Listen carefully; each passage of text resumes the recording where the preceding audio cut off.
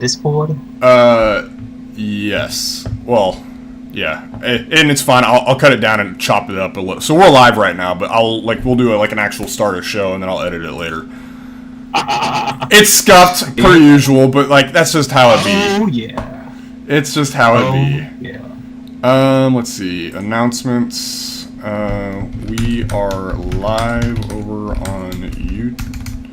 Hey, what's our YouTube link? That's probably pretty good to have. It's probably this thing right here. Or what's weird is it says it starts at 8:05, but I don't see Let's us up. see. Announcements. Very confusing. Alright, we are live right now, so there's that one. We're live. Alright, there it is. Yeah. Oh, that's hilarious.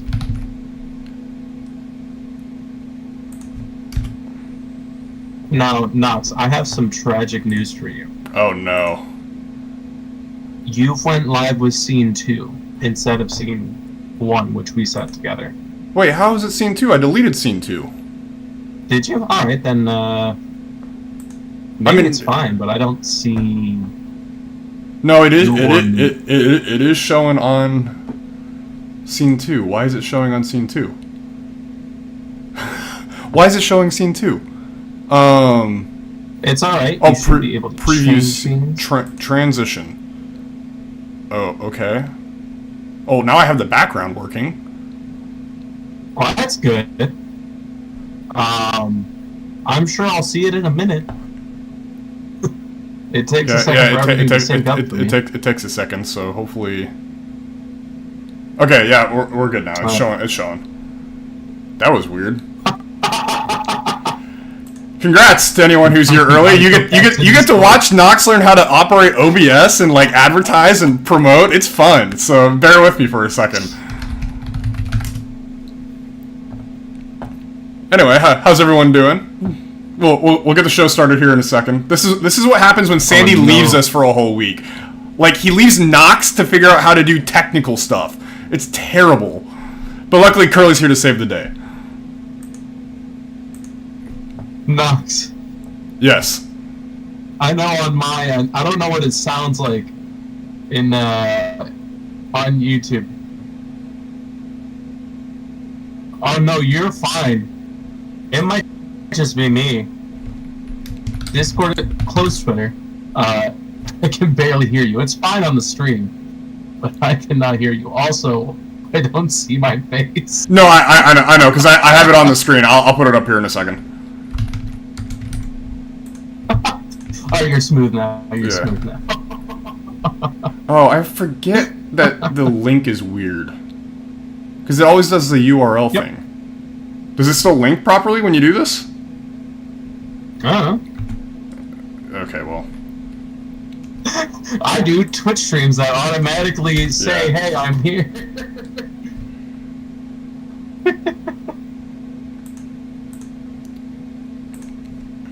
I guess, God, I love Ariel. If we do this...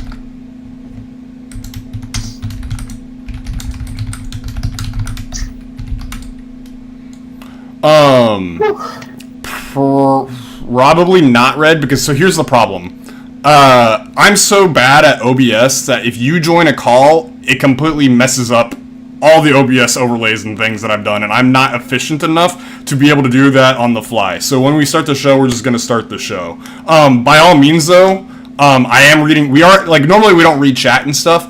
We will be reading chat, and so I'll, anything you want to type, we'll read out. That's not a big deal, but I don't have the technical expertise to be dealing with people joining on a call right now.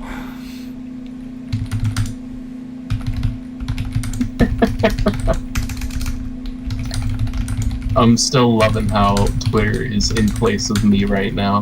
Yeah, give me 1 second. I'm almost done. Also, actually, real quick, if you can adjust the scene, put me under the overlay. Move display under overlay. Move display under overlay. So, that? Yeah, you want the overlay to be on top. It lays over. Yeah. Okay. That's what borders are for, baby. Okay. There we go. So we're live. Okay, so there's the tweet. sending it. Actually, not quite. Oh wait, no, I'm good. It'll look fine at some point, I'm sure. Okay, and then we'll shut all this. I'll put you on the big screen, and there you are. We're here. We should be good. Wait, Nox, did you move it down the list, or did you just move it down in the arrangement? I moved it down the list, so it's like text on top, overlay, then display capture, then video capture, then audio input capture, then background. Weird. Does it still not look right? Put me Or under.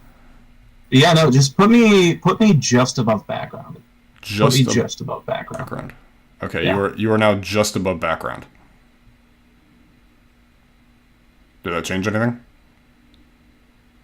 Well, it's gonna take a second for me to see anything, but you should see my name above my face now. Oh yeah. Oh, I It's not. see it now. Okay, because I see Curly QQ's not showing up for some reason. Because for some reason I am still on top of it.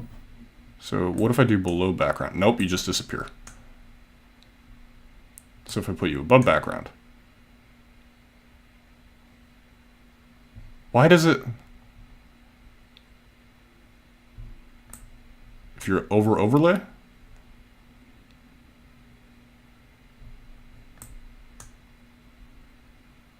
Weird. Because like it should be a part I of... unfortunately can't see.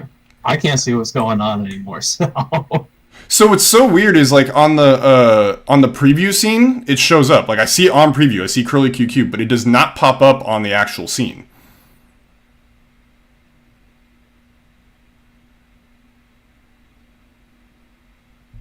That's so odd. I think you need to apply the changes somehow, and I cannot figure out how for the life. I don't use OBS. I use Streamlabs. Because if I do this,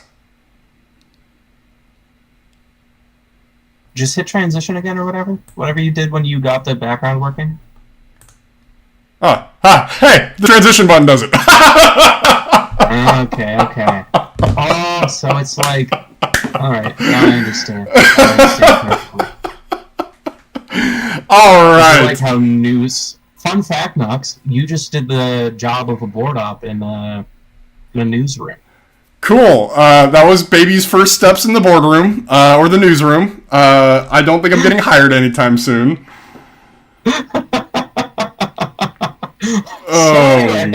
Oh my God. We got there eventually. That's what matters. Yes, we did. Yes, we did. All right. You know, technically we normally do a show here, so I'll probably start it right around here. We're not doing a hard professional cut or anything. I'm gonna just chop it, tune it, we'll send it later, and then we'll call it a day. Sound good? Well, welcome to the show. Yeah, welcome to the show, guys. Sandy is out for the night. He is still in Italy, living it up, having a great old time. Come join our Discord if you ever want to come see any of the photos that are getting posted or the things that we're doing. The food he's been posting lately has been absolutely absurd. Have you looked at the food? Crazy. Oh my God. Yes. So I was showing Joss the other night and she's, I want to take a cooking class in Italy. What? I was like, yeah, no, I think everyone does. Like, I would love to go take a cooking class in Italy. I'd love to go take a cooking class in any European country. Are you kidding me? France, Italy, Germany. Yeah, yes, seriously. please. Please, and thank you. But yeah, it is. It looks like Sandy's living his best life while you and I are back here actually being able to watch the good old LCS live, unlike Sandy. Doing the cool things, you know? So Arkham, he is currently in. Well, he was in Rome, but I think he was stopping by Venice, and then do you remember the other one, Curly? Not in the slightest. He was going to one other place, but I know he was stopping by Venice as well. Maybe it was Naples. I think Naples. Might be. He was going on a little Italy tour. Yeah. Nice little quick week trip. So he's having a grand old time. Anyway, what have you been up to, Curly? How's your week been, man? Oh, dude, my week, honestly, it was a hectic week for sure. I got to work at my old bar, but as the IT guy I am now, and help them install a new POS system. So, and to the people that invented toast, I hate you. But at the end of the day, you do make a good product. It's just such a poof. It was, to make it short, so on Wednesday, my boss is like, "Hey, you're gonna go do this for your old bar." It's kind of like a little bit of a favor because the owner of that bar and the owner of my business are homies. I was gonna say, so was this a contract thing or like more of a favor thing? A little bit of both. Okay. But every one of us over at the IT place were like, "All right, this is gonna be a quick install. We just switch out the old thing, we switch out the new thing, and then whatever." All right. If you ever Oh no. I can't tell if this is my internet dying or if it's Curly's internet dying. Well, I'm gonna give him a minute or two here, and for the time being, while he stares you deeply in the eyes with very intense passion, I guess quick rundown on my week. Oh, is he back? Oh, he's. I'm back. Oh, okay. Is it your internet or is my internet? I think it might be. It might be me. It might be a little bit of both. We'll figure it out as we go along. But for the meantime, I'm judging by the fact that I froze on stream, but the stream didn't freeze. It's me, so I'm gonna turn off YouTube. Okay. But anyway, what was supposed to be like an hour or two morning project took 3 days and ended up being 16 hours altogether. Holy crap. Okay. Yeah, but it was a fun time. Aside from that, though, because then on Saturday, I just had a hermit night. It was so nice. I literally just ended up spending like 2 hours listening to some like nostalgic like anime and nerd songs from like 2014 to 16 era. Like I don't know if well, actually no, never mind. I was going to say a certain thing, but then you would know what song I submitted for a music. Yeah, don't spoil me. But one of those songs on that list was something I listened to Saturday night. Okay. And then I just kind of ended up like scrolling through like my Steam library and thinking about games I haven't played in a minute. It was just real nice. And nice. It was Cool. a good time. Yeah. How about you, Nox? What's going on with you? This past week was just been busy with work, and then this weekend, wife threw a party, and so I will be honest, they were doing like arts and crafts stuff. I'm not an arts and crafts guy. Like, I appreciate it, and I'll like do anything my wife wants to do with her at any point in time. But when it's like a group of all of her friends and they're all sitting around like making clay earrings and stuff, I was like, we'll let y'all do your thing. I hopped on Cloud's show, Cloud Siddiqui, and I ended up disputing with him for about an hour and a half, which I, should have realized what it was because that was what the title of the show was, but I just was like, oh, you just want me on your show? Cool, we could just talk League and stuff. And it's like, no, he's like arguing with you on every point. He's taking like the devil's advocate position on everything, and I was just like, I was not mentally prepared for this, dude. And that's on me. That's my fault. I'm sorry, but I was not mentally prepared for this. And so I thought it turned out pretty good, though. I thought him and I had some pretty good debates, and we were really trying to flesh out some like thought processes on like how teams were playing and how certain players were doing and what teams should be doing going forward. And I think there was actually a lot of interesting discussion, although not all of it like great arguments, because like I said, some of it was devil's advocate position. Some of it was just me not being prepared properly. Some of it was also me having a couple sips of a little drinky drink the entire time. That's how it goes. So that was my Saturday, and then I hopped brunch with my family on Sunday, watched the game. Was very pleasantly surprised as you know what, let's just you down to get into it? Let's do it. Alright, baby. So ignoring the ending of game one, and maybe the beginning of game one, middle of game one, fantastic. I loved it. Yeah, it was very like, I was very nervous, though, because it was like, man, Cloud9 is just getting all these leads and all these advantages. I think they had 6... I think there was only, like, one... Did we only get one grub the entire series? Oh, my God, yeah. No, we did not get grubs. Oh, my goodness. Yeah, there was no grub priority whatsoever. But like, that was the main thing. Like, game one, like, the grub priority was clearly going towards Cloud9. They even had Drake priority due to the way the lanes shifted out. And so it was just like, oh man, this is not good. But then we got the team fight, and it was like, okay, we're back in it. Or actually, no, that's not even true. They had the first team fight at the Drake, and they like wiped us. I think it was like 2 for 5, and I was like, all right, just go next. Just go next. I had completely written the game off, and then we had the fight. I was like, oh, okay. And then we had Baron right after. We got some towers. We got some gold. We took another fight, and then at that point, we were running it down, and it's like, we're there.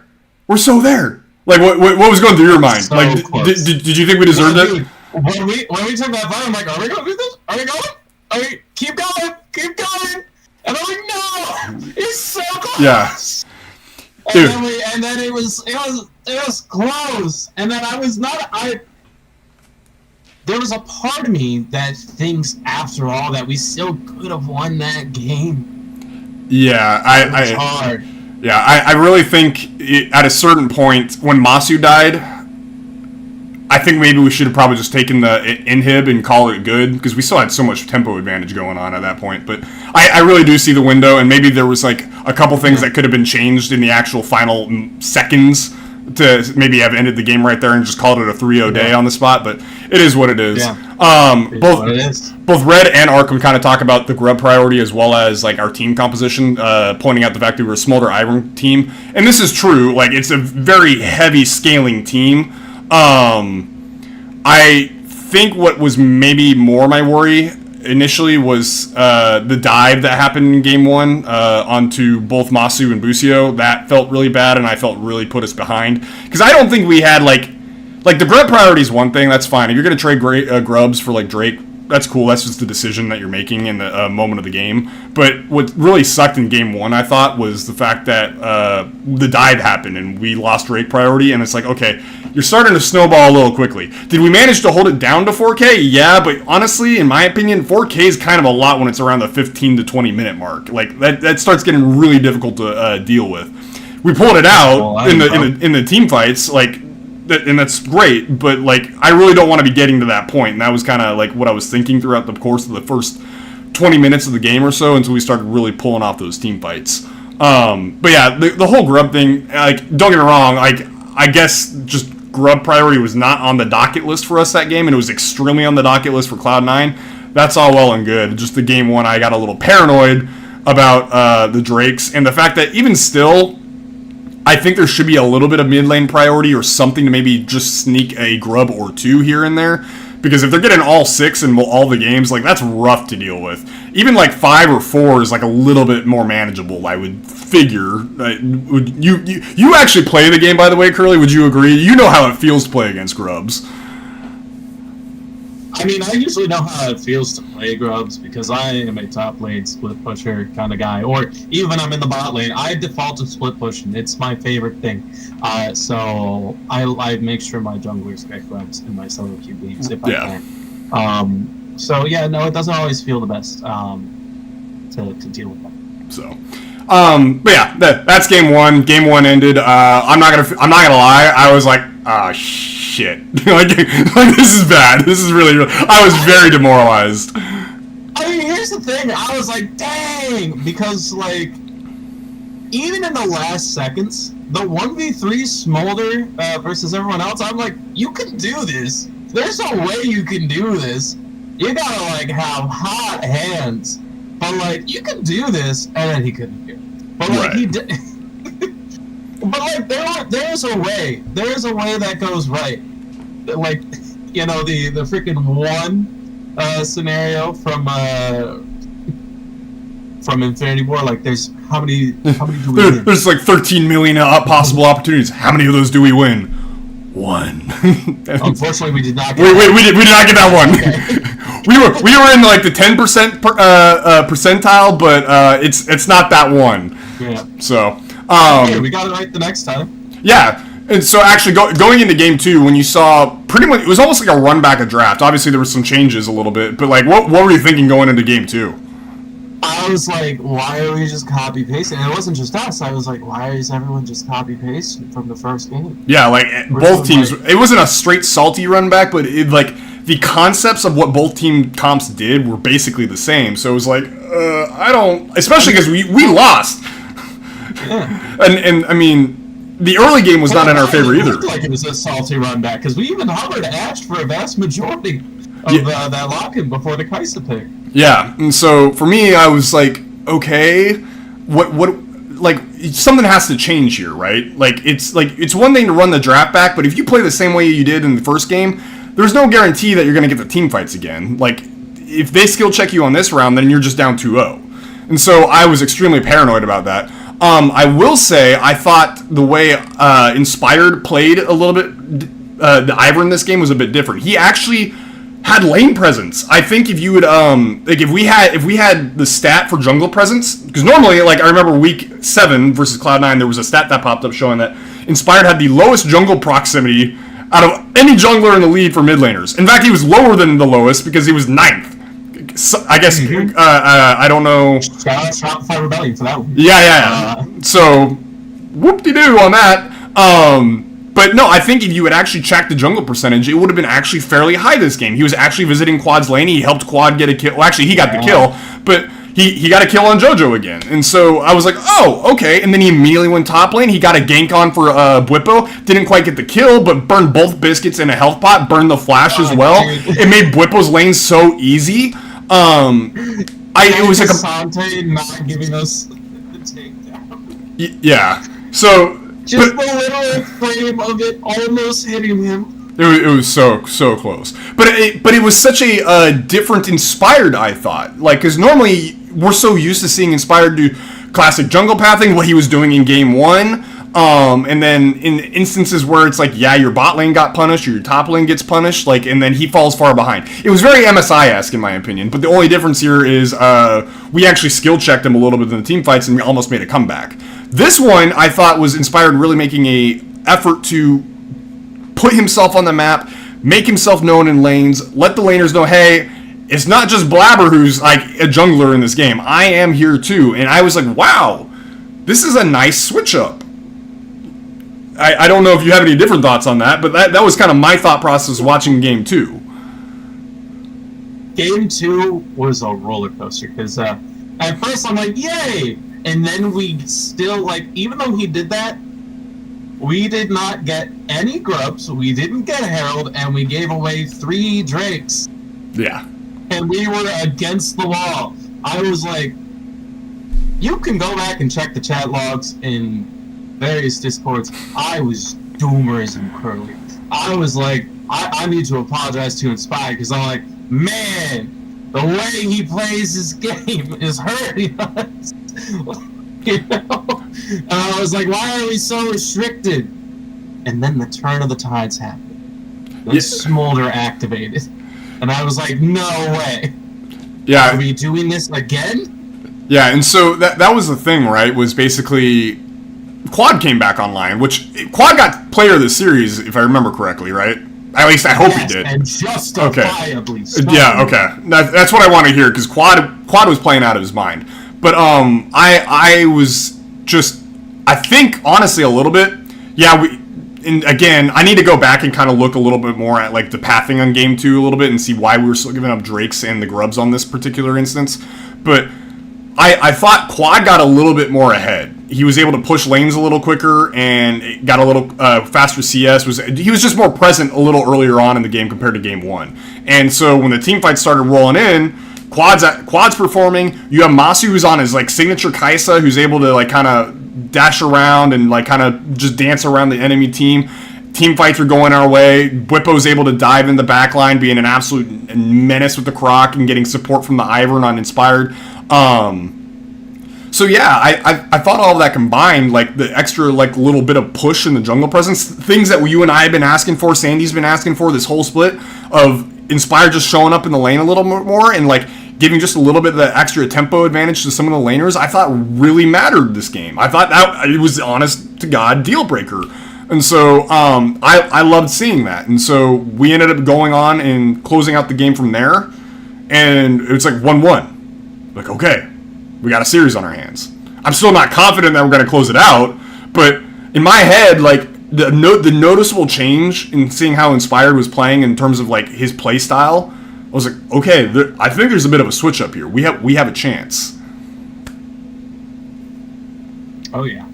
No, it was that really changed the tide of how I felt about kind of like the whole series, because I was like, all right, especially once we like actually managed to turn around and close it out and finish the walk down mid lane this time. Right.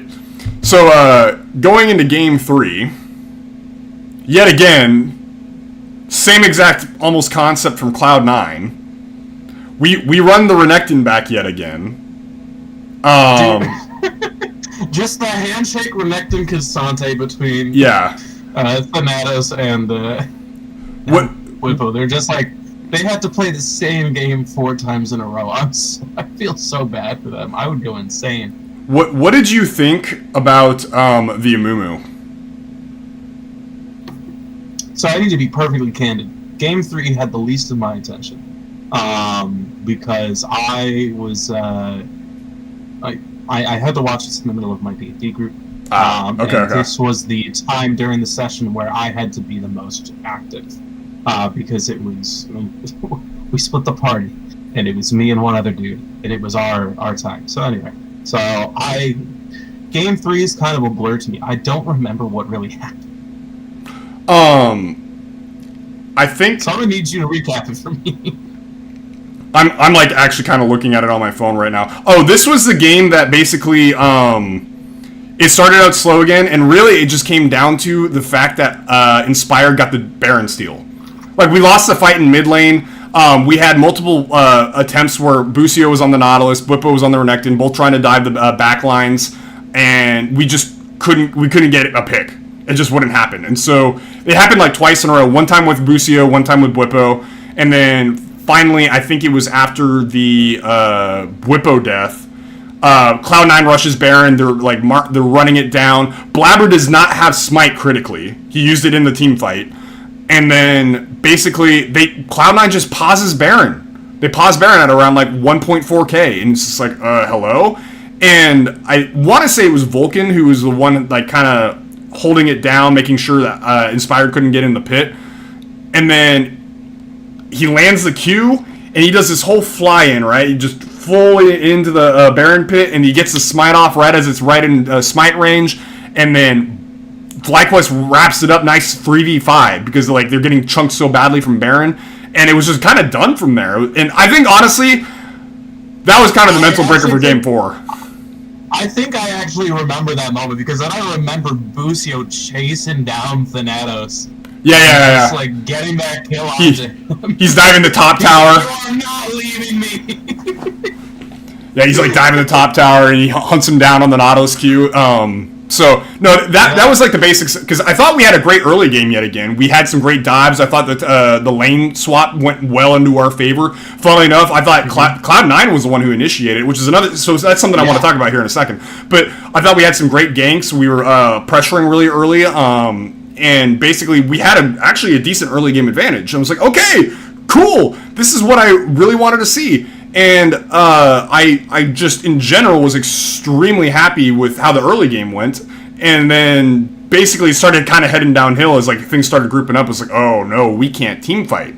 This is the first game we can't team fight. Like, the Amumu's being an absolute pain to get through.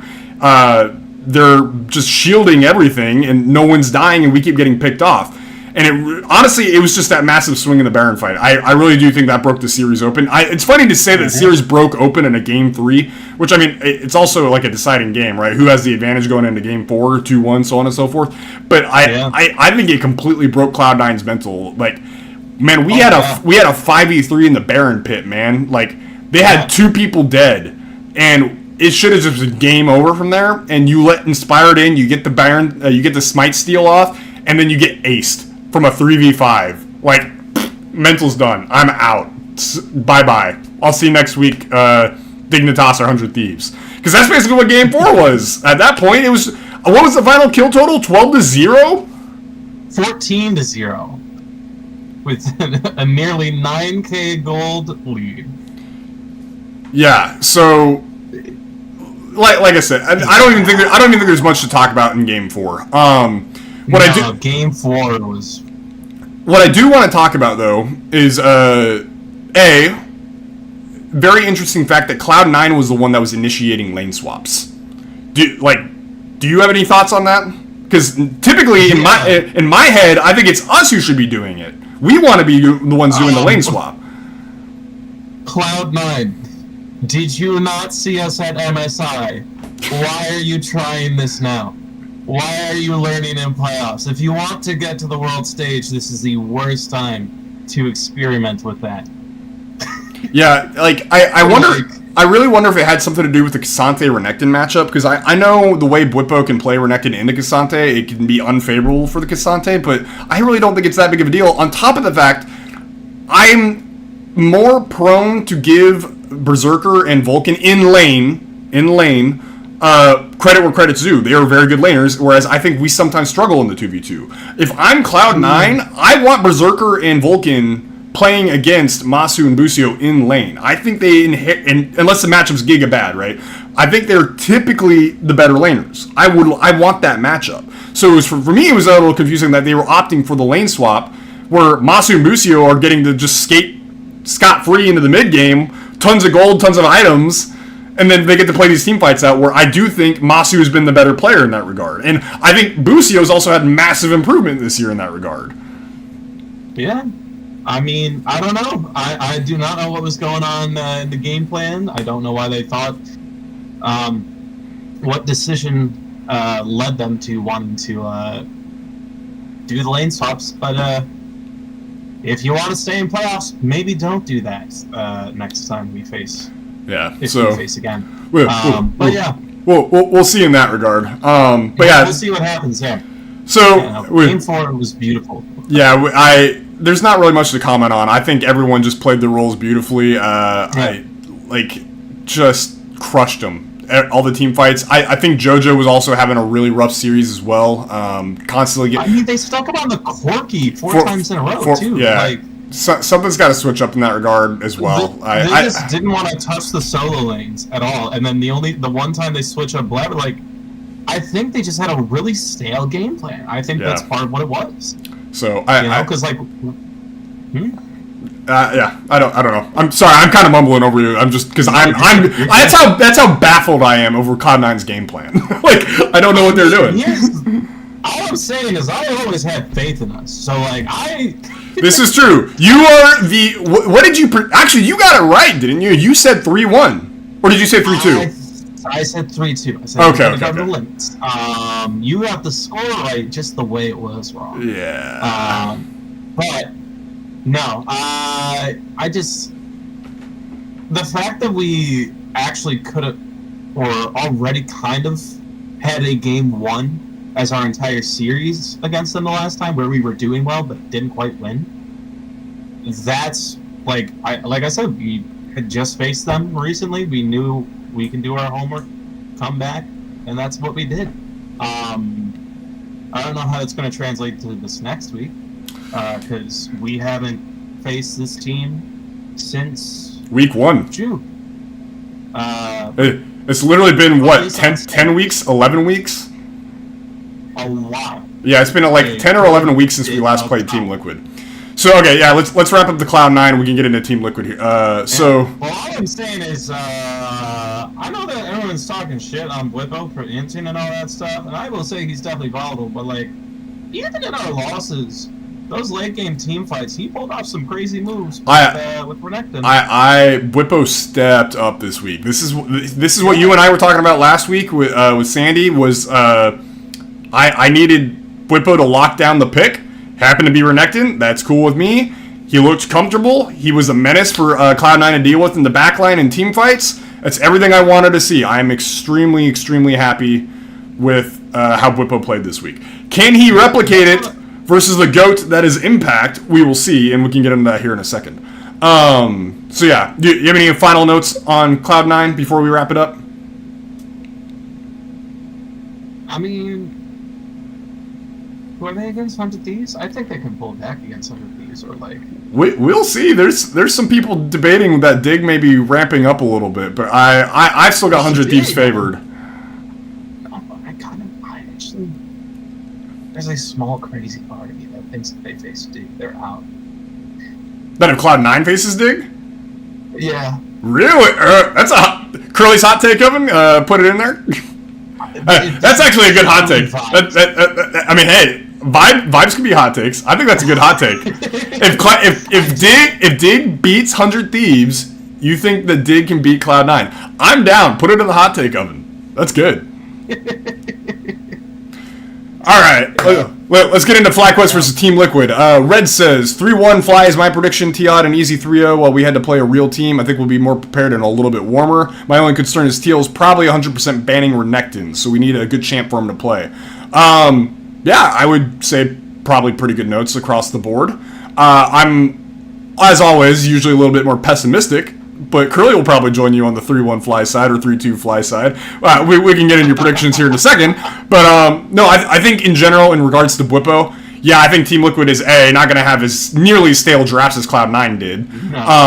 So I highly expect the Renekton to be banned. I do also kind of expect the Ivern to be banned. I think that was extremely frustrating for Cloud9 to deal with. I'm surprised it took him to Game 4 to ban it.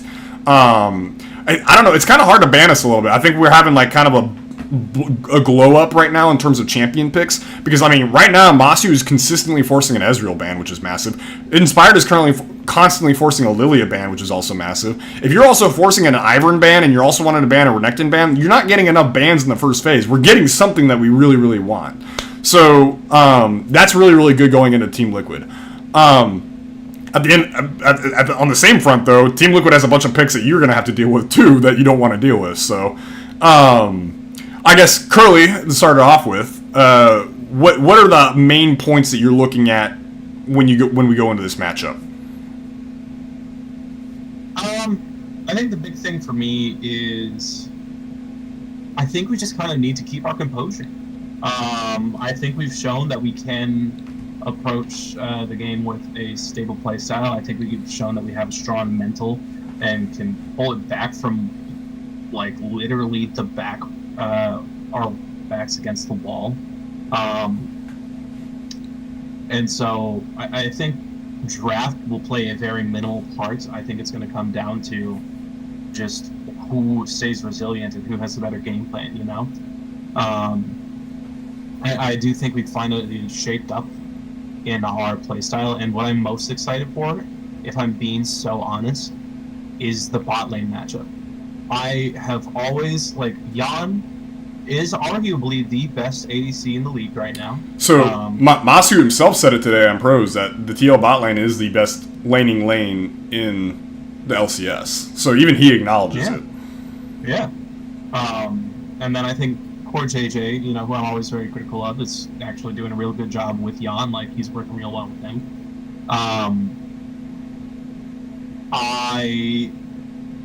I hope if we pull out the lane swap to account for that, I only want it to be a maximum of twice. Like two times in the series? Period. Okay. Doesn't matter how it goes. I think we should only, if we can win both of those games, I don't think we should commit to a third one, because TL's biggest thing, TL's biggest strength is adaptability. You know, that is what clapped us when we were in spring finals. That is something they have just maintained the entirety of the year. And so we cannot do the same trick twice, or else they will figure it out and just run it against us. And then I really think we just... I can't predict. There's like a lot of emotion in this matchup. Like, on the one hand, I'm glad this is happening now because we're making worlds, which is amazing. But at the same time, it's like, this could be the finals preview, and it's like arguably the most intense matchup we've had all year. Even though it's not finals. Like, I really do. I really do. So I guess I really do think at this point in time, because I don't think Cloud9's mental, even if they end up making it in the third place and qualifying for Worlds, if we lose this series, cool. If we win the series, cool.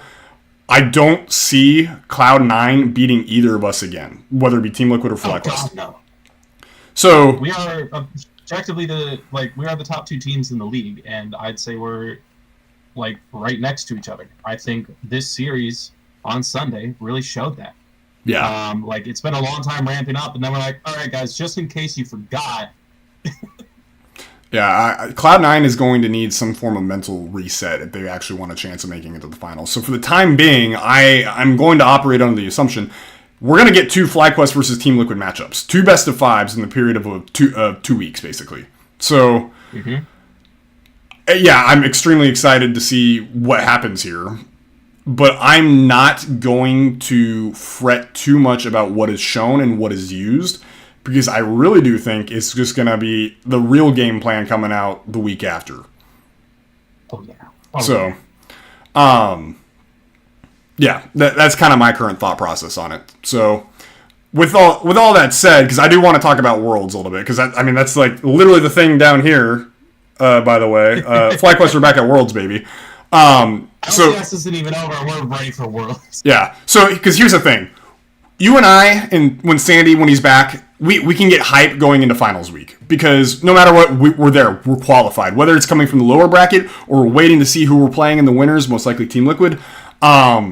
We can get the hype on then. So just let's knock out the predictions real quick, and if you have any quick highlights on what you expect further, then cool. But I kind of want to highlight the fact that we're back at Worlds here in a second.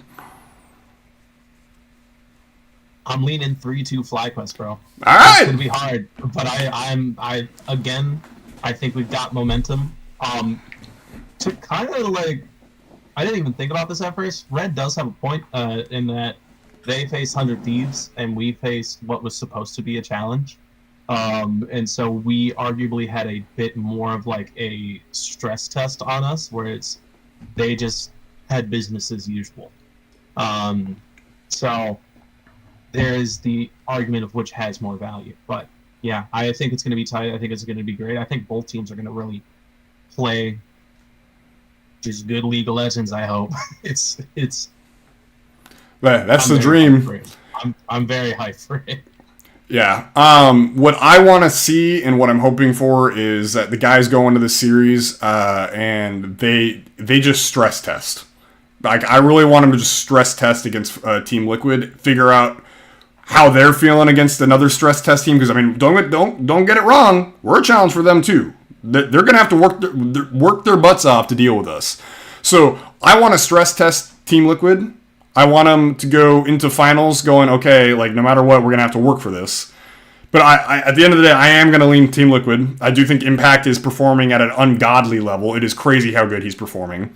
And I think the rest of the team is just a solid 5. I think they really understand how to play as a team, whereas some of our early game issues I've noticed can be exploited a little bit. Granted, I think that's also a thing that may be fixed a little bit if Inspired's actually playing a little bit more of an aggressive playstyle, so we'll see. I'll be very curious to see what Inspired comes out this weekend. So I'm going to lean Team Liquid 3-1. I think they're going to be very strong and ready, and I think they feel confident. And I think what is going to happen next is, I need the guys to stay stable and mentally sound, prep for most likely Cloud9 again, and then you go hard into the finals. You really slam Team Liquid, you show them everything you got, you lock it down, you learn from the first series, you use the momentum from lower bracket, and then you take that dub for the first time ever. That's what I want to see. So that's what I'm hoping for in my predictions for Team Liquid. So yeah, there's all that. So Curly, did you know that this is the first time that FlyQuest is back at Worlds for the first time since 2020? It's been 4 years since this organization has made it to the international stage for Worlds. There's a reason I'm wearing this jersey. I picked this out very thematically. So, dude, yeah, I'm just so happy, man. I am so happy that this org is finally back at Worlds. I'm ecstatic because for me, right? Because I hopped on the FlyQuest train in the off season after they were already out of Worlds, heading into 2021. And so for me, this is the first time I've had the opportunity to 100% support a team that is genuinely my team on the international stage or like at Worlds, because like MSI, they were there. go well, but they were there. But like Worlds just always has that extra flavor. There's a little extra prestige. Yeah, it's like it's the event that everyone goes for. It doesn't matter like what happens beforehand. Like this is what you prepare for. Yeah. So yeah, it's funny you were talking about it. Like for me, like because I started following the team in 2019, that Flame, Santorin, Pobelter, Wild Turtle, JJ roster, and that was what I fell in love with. So come 2020, and it's this kind of ragtag team of Viper and Santorin, Power of Evil, Wild Turtle / Mash kind of, and Ignar, and it's like okay, I mean they're cute and they're fun and they're fun to watch, right? But it's like you don't really expect them on paper. They're not a team making Worlds, and so I'm a fan of them, and they make this magical run. It's like, oh, okay, cool. But obviously it's middle of COVID, so and they lose in the finals to Cloud9. It is what it is. You hit summer though, and you still qualify. You make it to the finals again. Cloud9 did not. Oh, that's true. They did not. Sorry, they make it to TSM. They lose in the finals. That's all good. But it doesn't matter because the thing is like. We made Worlds. It's like, oh, that's so hype, man. That's so hype. And they get in the groups, and yeah, they lose 2-0 to DRX. They 2-0 Unicorns of Love. But they take a game off of Top Esports, the #1 seed in China at the time. Like, there was so much magicalness about that team at that time that, like, really just, like, it solidified me being a fan. Like, we didn't start this show until 2021, but that Worlds run was what really solidified my passion for this org and why I wanted to stay a fan of this org. And that's why you, me, Sandy, we're here today. We've been doing this show for so long. Like, that run to Worlds, even the run at Worlds was just so magical. And so it's been a long, hard road. 2021 was especially rough. 2022 was a little better. 2023 was like almost there. We were like feeling it. And then there was a massive slump, but we don't need to talk about that. And then 2024 hits, and hey, man, we're looking good. We make it to MSI. That's a first. That's cool. That's hype. MSI's a bit of a little letdown, but we're on the international stage. But, like, at the end of the day, man, like, one of the big things has always been getting back to Worlds. And the other big thing is getting an actual chip here in North America. Like, don't get me wrong, I'm hyped about that too, and that's still absolutely something I need to see, and I still want to happen for the org. But for the time being, you take your little victories one step at a time. And right now, we're celebrating the qualification, baby. We're going to Europe. We're going to Worlds. We're back. It's great. We're back. Flippo's going back to the LEC studios in Berlin, and so is Inspired and Nuke Dog. So. Actually, wait a second. I just thought about that. Do you think they'll have a buff compared to the other NA teams, with the fact that one of our coaches and 2 of our players have played in that stadium before, or that arena before? I mean, maybe. We're also the only team. Hold on, let me think. Well, I guess if Dignitas makes it, they will have a European player in like Sven. But that's if Dignitas makes it. Otherwise, it's all the other imports are Korean. So like we are like the second, or we're like the 4th seed from Europe almost in that sense. Like we have a bit of home flavor. We got a little bit of home base action going on. We got a home stadium going for us. It's fine. It works. So yeah. Oh no, Curly. Hey, at least Curly froze this time on him laughing. We can all rejoice in that Curly left us looking very pleased and happy with it. Yeah. So. No, maybe actually that's kind of the thing. I'm going to rant for a second while I let Curly's internet come back. So maybe that's the thing that gives us a little bit of a home court advantage, is that we have multiple players and multiple staff who are all going to be like kind of used to where they're at. It's European soil, baby. They'll understand what to do, what they're looking for, how to set the guys up for success, how to feel at home, and all that good stuff. But, oh man, dude, I cannot get over how awesome it is that this org is back at Worlds. I'll be very curious to see what the matchups are. It's not like, obviously, the format's way different than it was back in 2020, and there's no longer groups or anything. So, really kind of just comes down to who are we playing first round? And that's kind of fun and exciting in itself, right? You just, who are you going to draw? And that's the fun part of Swiss. So, yeah, man, I'm extremely happy that FlyQuest is back. Catching up on chat for a second. Let's see. APA can't play Azir. Oh, Curly died. That's rip. That's a rip. I think he can play Azir, but there's higher priority picks. I think if it comes down to a situation where like it needs to be a takeaway pick due to like just not enough bans, like which I mean may be a case for us, right? Like we have so many bans that need to be taken care of. I could see APA playing Azir if need be, and I think he could pilot more than fine. I don't think it's this flavor of champion or anything like that, but yeah. Curly, are you back? The hype killed my network adapter. Oh no! It's okay. We're here on camera or on mobile. We make it work. We got it. We're being chillin'. Is there? Oh, I don't know if I want to. Can I rotate? I can rotate it. Hold on. I'll rotate you. Watch this. Oh. No. Oh, okay. JK, I'll rotate you back. Well, no. Don't rotate. Or keep rotating me because I am planning to shift. Don't you worry. Okay, so I'm gonna rotate you. We'll do that. Transition. There you go. Oh shit! Wait. Okay. Okay. Well, now that you're that, hold on. Let me transition. Okay, we're good. We're back. Okay. I have no idea what this looks like, by the way. So I hope it looks good. I mean, everything I'm seeing on my end looks okay. NA production, folks. Yeah. So yeah, I was just reading chat real quick while you were gone, saying that APA can't play Azir, and I was pushing back just a tad bit, saying I think it's not his flavor of champion, but I think he can more than hold his own on it if need be, especially if it's against us. If it needs to be a takeaway from quad, I think it's absolutely on the docket for APA to be able to do. I don't think he's going to like dominate on it or anything, but like he will be more than enough successful on it. Oh, for sure. Yeah. So anyway, back to Worlds though. Back to Worlds. Yeah.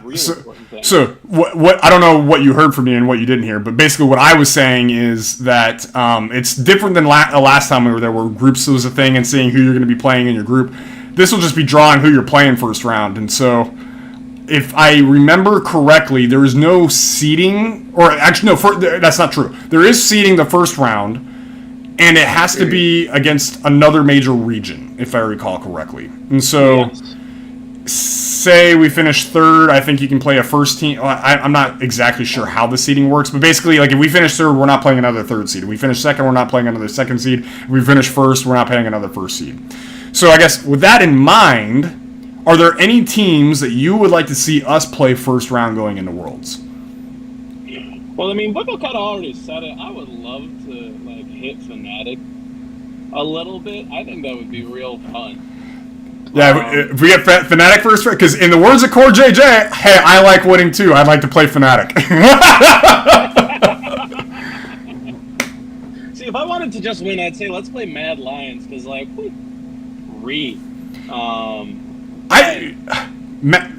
okay, so historically, yes, because Mad sucks at Worlds, right, or international stage in general.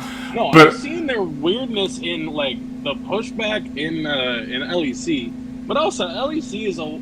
Yeah, LEC looks weird and weak for one, but they actually looked kind of decent recently, despite sporting a 36% win rate for the entire year in LEC. That's a wild stat, by the way. Imagine making Worlds off of a 36% win rate. That's nuts, man. What the hell sort of format is that? Oh, God. One that needs to be scrapped for the next year, I'll tell you that much. Yeah. Or seriously reconsidered.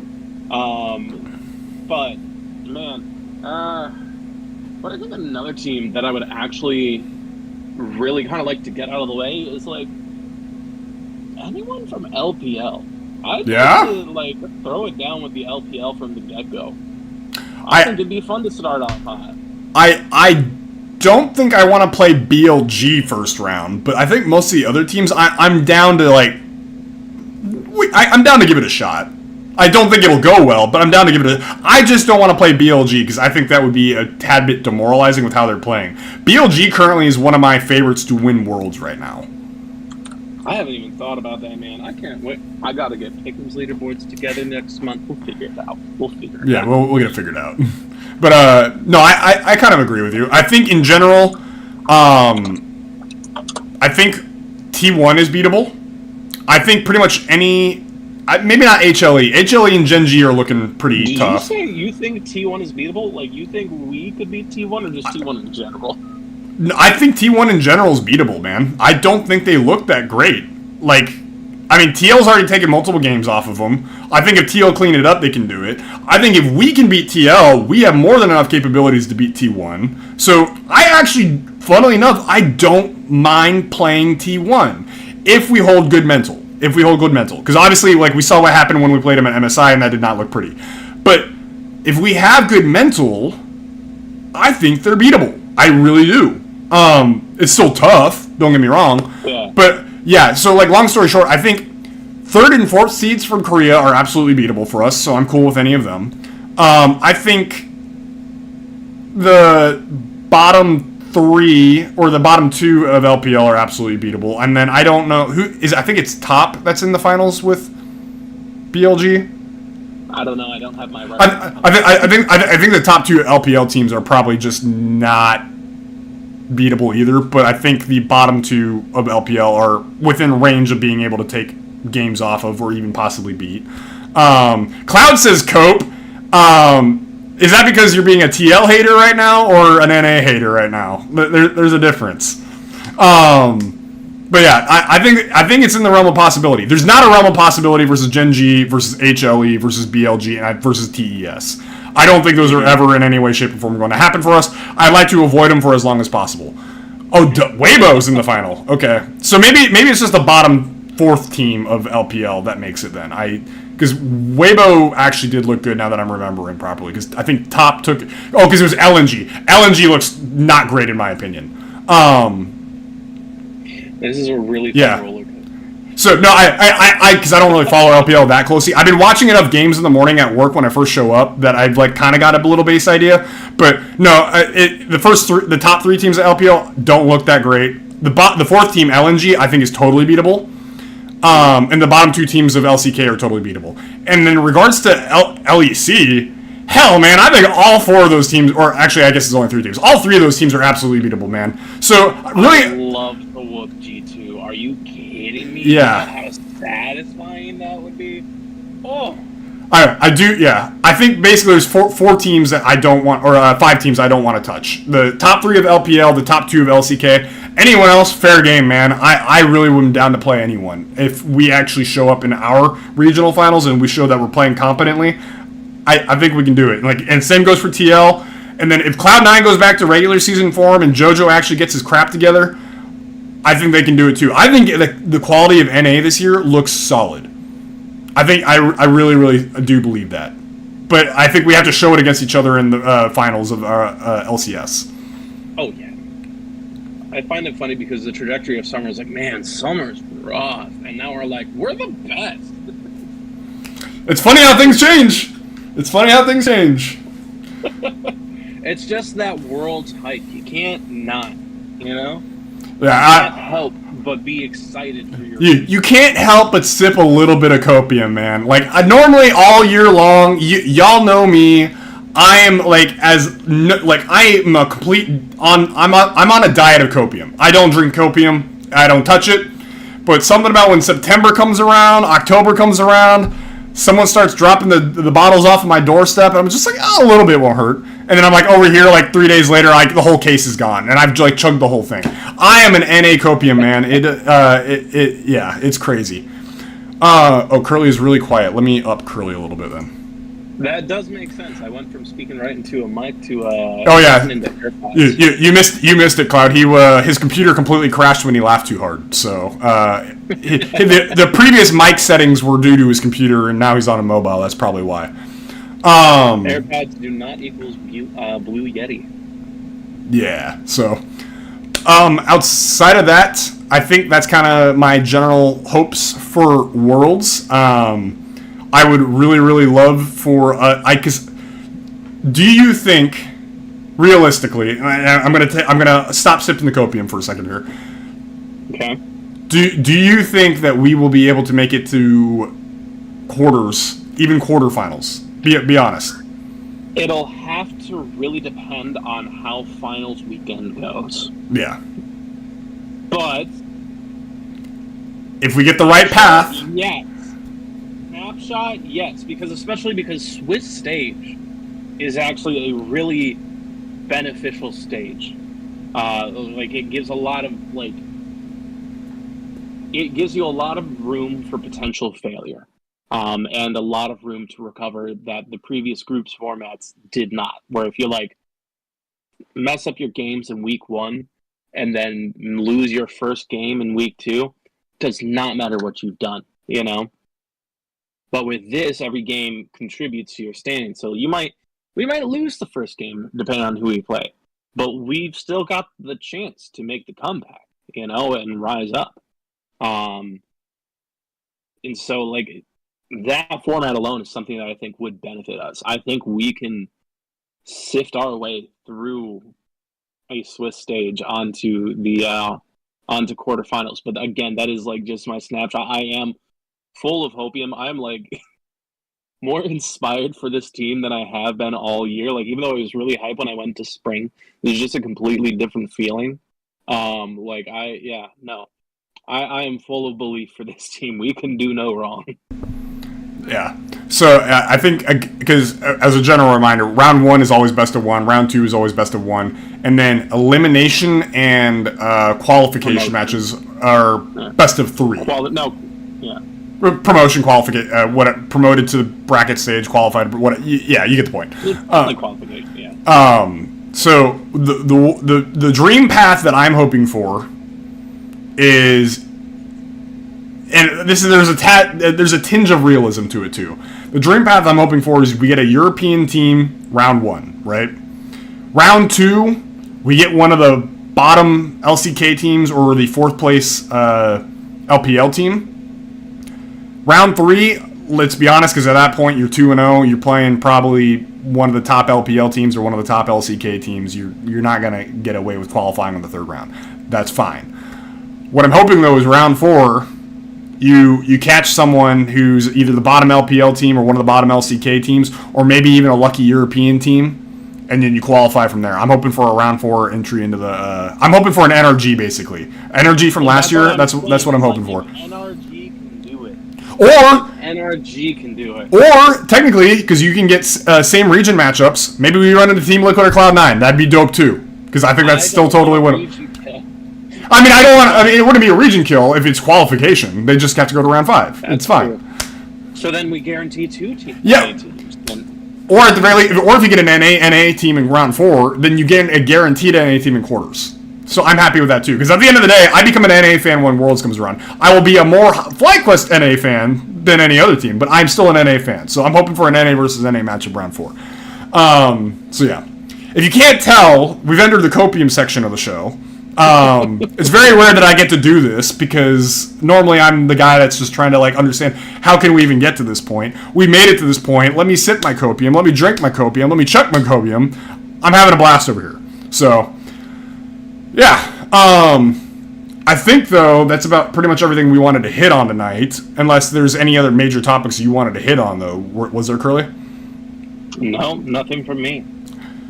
I think we could probably just start wrapping it up then. So, yeah, not an impromptu show because this is still the normally scheduled time, but a tad bit different tonight since Sandy's still out at Italy. We will be back next week with the normal show on Twitch with Sandy, actual Flight Check podcast, not Nox and Curly talks because this is just us kind of talking the shit and talking with chat during the time frame too. It's not a normal podcast. Yeah, this won't be going up on Spotify or anything. The most I'll be doing is YouTube exclusive. Yeah, this will be like a YouTube exclusive thing. I'll end up cutting the front little intro part where Nox and Curly are frantically trying to figure out how OBS operates. So yeah, thank you to anyone and everyone who tuned in. Yeah, I will say my little shout out to Sandy. He's a great host. I feel like I suck at talking about topics and hosting at the same time. I don't know how he does it, man. This is hard. No, you're doing great. You appreciate are absolutely killing it. I'm proud of you. Oh, man. My shout out. You know what? Shout out to Parker just again. Because the first thing I DM'd him after everything, I was like, we finally did it. This felt like it's a season long. He has been my reception. Parker and Shot on the down low outside of like this, and some other discords have been like my therapist for FlyQuest, where it's the highs I DM Parker and it's the lows I DM Shots. You got your yin and your yang. It's fine. Yeah, absolutely. So shout out to them though. Like they're really cooking over there, and like they are really hyped for this org. I'm elated. Shout out to FlyQuest, baby. Yeah. We're going to Worlds. The last thing I will say is Pick'ems with us at Worlds. I'm working with Numi a little bit. I may have a little bit more stuff to give out than normal. So for anyone who's watching, you should really make sure you get in on the Pick'ems because you'll have a greater chance of getting something. And I will tell you right now, one of those somethings will be the FlyQuest Worlds jersey. That is up for grabs. That will be one of the first place prizes. But there will be other items or merchandise or just other general things that may or may not be joining. We haven't worked it out yet. It may all be going to first place. It may be spread out between second through third or something. But yeah, if you would like a chance at winning something from Worlds, make sure you get in on the Pick'ems. So yeah. With that said, I think we'll wrap it up right around here. So thank you guys for everyone who tuned in. If you're catching the VOD, thank you for watching the VOD. Yeah, I guess, what are the phrases? Bite your teeth. Bite your teeth. And Don't forget to hit your head on the nail. And Sandy, we'll see everybody soon. We will see everybody soon. Have a good one, guys. Peace, y'all. Hey, nailed it. Okay, cool.